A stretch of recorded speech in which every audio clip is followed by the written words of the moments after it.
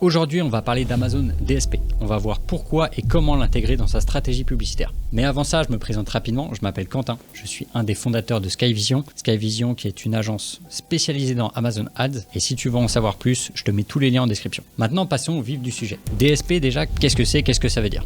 DSP veut dire Demand Side Platform. C'est tout simplement une plateforme qui te permet de gérer tes campagnes de manière programmatique, à la fois sur le réseau d'Amazon, mais aussi en dehors. Et là, tu vas me dire, ok, mais programmatique, qu'est-ce que ça veut dire? Programmatique, c'est tout simplement un mode d'achat publicitaire qui est basé sur des algorithmes et sur les données d'Amazon. L'avantage de ça, c'est que ça te permet de toucher une audience très pertinente, de manière ultra précise et avec des messages personnalisés en fonction de l'audience. On y reviendra juste après. Donc maintenant que tu as une première idée de ce qu'est le DSP, je t'ai parlé du réseau d'Amazon et de ses partenaires. Je te mets une image juste ici qui te montre un peu tout ce qu'on peut cibler en termes d'audience. Donc ça va d'Amazon, bien sûr, mais aussi de Prime Video, de Kindle et j'en passe. Tu peux vraiment cibler tout un tas d'éléments. Et donc ce qui est bien dans toutes ces opportunités de ciblage, c'est que tu vas pouvoir à la fois utiliser les audiences définies par Amazon, mais aussi créer tes propres audiences pour faire un ciblage ultra précis en fonction de ta marque et de tes produits. Et ça, on y reviendra juste après puisque je vais te montrer concrètement comment créer tes propres audiences. Mais avant ça, je voudrais faire une petite parenthèse sur la différence entre le DSP et le display. Parce que je sais que tu vas me dire, oui, mais le display, on peut aussi cibler des audiences. Et bien en fait, dis-toi que le DSP, c'est un peu le grand frère du display. C'est-à-dire que tu vas pouvoir cibler des audiences beaucoup plus larges et de manière beaucoup plus précise et avec des messages beaucoup plus personnalisés. Donc derrière, le retour sur investissement est bien plus intéressant que le display. Bien évidemment, tu le verras après, il y a des conditions à remplir pour l'utiliser. L'autre grande différence avec le display, c'est que avec le DSP, tu n'es pas obligé de vendre sur Amazon et même mieux, tu n'es pas obligé de vendre des produits physiques pour utiliser le display. Tout le monde peut l'utiliser. Et tu vas me dire, à quoi ça sert si je ne fais pas la promotion sur Amazon de produits qui sont sur Amazon? Tout simplement parce que tu vas utiliser la base d'Amazon, qui est selon moi la plus complète du monde concernant la partie e-commerce, pour pouvoir derrière travailler des audiences, des clients qui vont ramener vers ton site ou vers ton logiciel, vers ton produit. Donc c'est pour moi un élément à ne pas sous-estimer. Maintenant que tu as une vision un peu globale de qu'est-ce que le DSP et à quoi ça sert, on va voir les conditions d'éligibilité bien sûr pour pouvoir l'utiliser. Déjà, il faut savoir qu'il y a un minimum de dépenses à faire sur cette plateforme qui va varier en fonction des pays et qui va être de quelques milliers d'euros par pays. Ensuite, tu ne pourras pas le faire seul. Il va falloir être validé par un conseiller d'Amazon. Donc tu vas devoir prendre contact avec quelqu'un de chez Amazon, discuter avec lui, voir tes objectifs, etc. avec lui et il va te valider ou non l'accès au DSP. Ensuite, l'autre condition, je l'ai dit, tu n'es pas obligé de vendre des produits forcément sur Amazon pour l'utiliser. Ça, c'est un gros point positif. Et enfin, tu peux l'utiliser sur quasiment toutes les marketplaces, mais pas toutes. Je te mets une image ici de toutes les marketplaces qui disposent du DSP, mais par exemple, si tu veux faire du DSP en Belgique, la Belgique n'a pas encore cette option et donc il faudra t'en passer et le faire sur d'autres marketplaces. Ce qui est important à noter, c'est que via des produits en France et via du DSP français, tu peux aller cibler le marché belge. Ça, c'est intéressant. Maintenant que tu sais à quoi ça sert, maintenant que tu es inscrit sur la plateforme, il va falloir apprendre à l'utiliser. Et pour ça, il faut en amont définir un objectif de pourquoi tu l'utilises. Et là, je te renvoie vers les 3 grands objectifs avec lesquels on peut utiliser de la publicité, qui sont la notoriété, l'objectif de considération et l'objectif de conversion. Et pour ça, je te renvoie vers la vidéo qui parle du budget, de comment répartir son budget, où on fait un point très précis sur ces 3 objectifs. Maintenant, nickel, tu as ton objectif pour la période en cours, tu as l'inscription à la plateforme, il va falloir maintenant créer tes premières campagnes publicitaires avec le DSP. Et pour ça, je vais te montrer tout de suite sur mon écran comment ça se passe. Ok, donc l'interface du DSP se présente comme ceci. Vous avez tout un tas d'éléments. On y reviendra plus en détail dans une autre vidéo si ça vous intéresse. N'hésitez pas à me le dire en commentaire.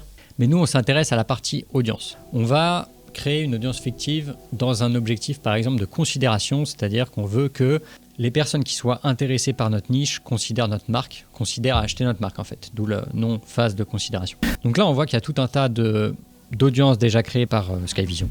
Mais on va créer du coup une nouvelle audience pour montrer à quel point on peut cibler de manière très précise sur le display. On va créer une nouvelle audience. Donc là, c'est la capture d'écran que je vous montrais au début de vidéo. On peut cibler tout un tas d'éléments.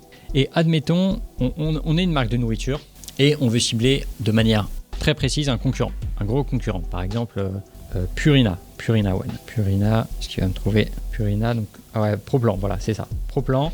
Donc là, on est dans la partie PET. Voilà, PET exactement. Et on va l'ajouter. On cible en gros la marque Purina Pro-Plan.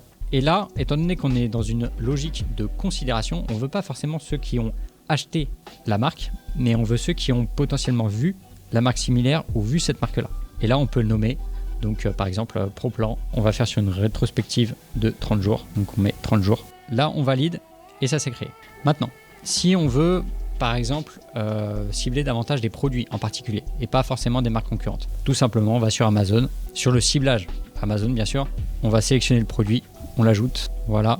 Et là, on peut faire tout un tas de choses. Ce qui peut être très intéressant là, c'est d'aller cibler ceux qui ont ajouté ce produit-là en prévoyez économiser, c'est-à-dire ceux qui se sont abonnés sur Amazon à ce produit. Étant donné que c'est de la nourriture pour chien, on peut estimer que la proportion de prévoyer et économiser est très importante puisque c'est un produit recurring.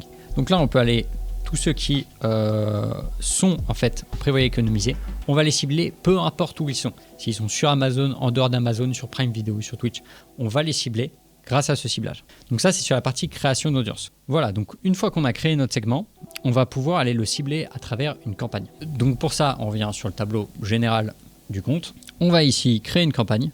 Et là, comme je vous le disais, Amazon optimise absolument tout pour vous. Vous lui donnez l'objectif et il s'occupe quasiment de tout. Donc là, bon, on nomme la campagne, vous avez compris le principe. On va cibler, comme on a dit, on est dans une logique ici de considération pour cet exemple. Notre objectif va être plutôt le DPRV. On reviendra plus tard sur les indicateurs clés en fonction des objectifs. Mais si vous êtes dans un objectif de considération, le DPRV va être un très bon indicateur. Donc nous là, on ne va pas mettre de DPRV cible. On laisse Amazon tout automatiser. Il n'y a pas de souci. Et on va mettre un petit 1000 €. Voilà. En dépenses, on est OK. Voilà. Et là, donc là maintenant, on va pouvoir ajouter des produits. Alors, vous pouvez ajouter des produits d'Azine. Vous voyez, c'est facultatif. C'est-à-dire que si vous étiez sans produit, vous pouvez mettre un pixel qui redirige vers votre site, etc. Mais là, étant donné qu'on a fait un ciblage Amazon, il va falloir que je mette un produit. Étant donné que ça ne va pas être un produit pro-plan, on ne l'a pas en client encore, je vais mettre un produit fictif du catalogue qu'on a et on va valider tout ça et on va voir la création ensuite. Donc ok, une fois qu'on a créé la campagne, on va créer ce qu'on appelle un élément de ligne. Donc ça va être dans l'objectif de considération de la campagne, on va avoir une sous-campagne comme un groupe d'annonces en fait sur les campagnes classiques où on va définir exactement ce qu'on veut. Donc là on le nomme quand on veut, etc. On peut choisir si on cible finalement un ordinateur, un mobile, sur le web, sur des applications, voilà. Vous sélectionnez, nous on a notre propre stratégie, on va pas vous la dévoiler ici tout de suite. Ensuite vous sélectionnez la catégorie qui va bien. Donc nous ici on est dans le pets et dans le pets food. Ensuite là on va pouvoir sélectionner justement où est-ce qu'on va apparaître. Donc on peut apparaître sur absolument tout Amazon. Vous choisissez un peu tous ces ciblages-là, les marchés tiers, tout ce qui est en dehors d'Amazon, vous sélectionnez. Et là, ce qui va être intéressant, c'est qu'on va pouvoir cibler l'audience qu'on vient de créer.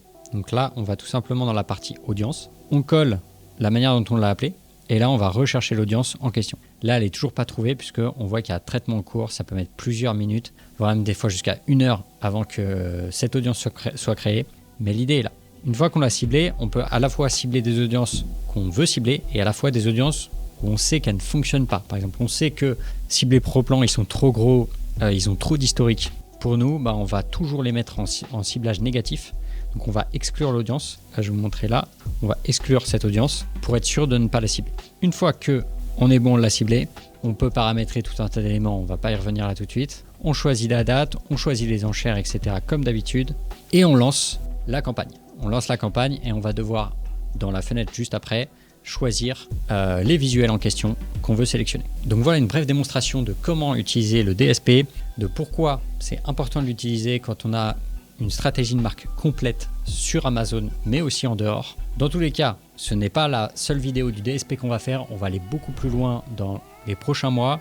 Donc si tu veux rien louper, n'hésite pas à t'abonner. Si tu as des questions très spécifiques sur la partie DSP, n'hésite pas à les poser en commentaire, ça m'aidera à faire la trame pour la prochaine vidéo spéciale DSP. Et nous on se retrouve pour une prochaine vidéo. Ciao!